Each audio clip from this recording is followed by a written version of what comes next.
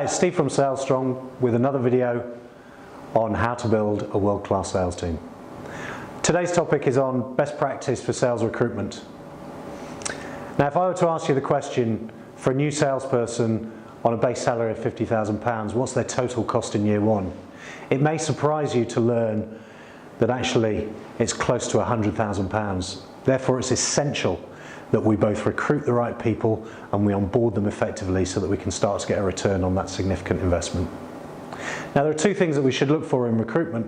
One is their competency level, and two is the character. Now, what we know about competency is it's the skills to do the job, and it's the demonstrable experience that they have. With character, it's do they have a winning mindset? Are they a team player? And are they customer focused?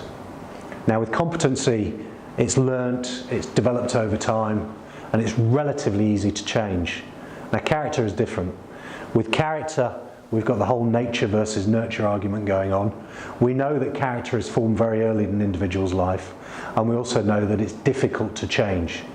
And therefore, my first tip is this: recruit on character before competency.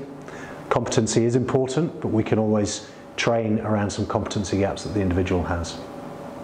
If I were to give you some further tips for faster and better recruitment, the first one I would say is make sure you fully leverage your employees' social connections. It's becoming a very crowded marketplace to find the right sort of talent, and actually our own team may know somebody who could actually be a great addition to the team, so let's make sure that we've got a process in place for leveraging that wherever possible. Secondly, let's make sure that we're using profile tools and observations of our candidates through the sales recruitment process. It's not enough to rely on their CV or our own gut feel. We actually need to see these people in practice, because what we find when we do that is that it's a real test of their ability to do this in front of customers.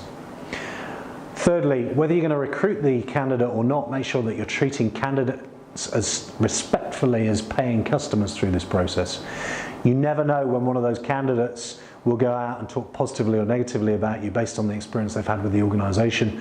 And if you want to keep the tap of talent open, you need to make sure that everybody who goes through this recruitment process has great things to say about you and the business and the team.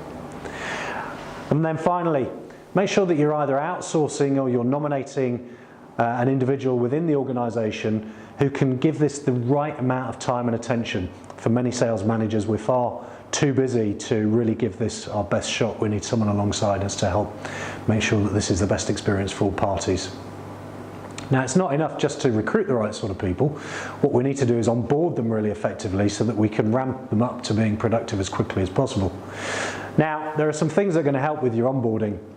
The first one is make sure you've got a centralised onboarding process so that it's a consistent experience for candidates coming on board. Secondly, make sure that there's accountability and strong commitment with all the stakeholders involved in the onboarding process. There's nothing worse as a new salesperson hired just to be given your car keys and the telephone and a laptop and told good luck with that and off you go. No wonder so many of them fail.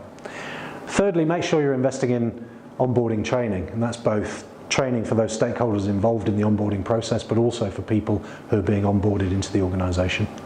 And then finally, define the key metrics in advance that meet both the HR and the business objectives. It's really important that people are clear in this process as to what success looks like for the new recruit. And what we find is that when those targets and objectives are really clear, we find that people are able to go on and achieve those more effectively than when they're not so clear. Now, why would you go to all of this effort apart from the fact that it's going to help you start to get a return on that £100,000 more effectively? There are three other benefits as well. One is that we find that in best-in-class onboarders, first-year employee retention is much, much higher, so we don't lose those new recruits early in the process. Secondly, we find that those new recruits are able to hit those performance milestones more effectively than those that do average or poor onboarding. And finally, for you, the hiring manager, your satisfaction levels are higher as well because this feels like a successful recruit for you. Now, if you'd like to chat a little bit more about this topic, please contact me, steve@salesstrong.co.uk.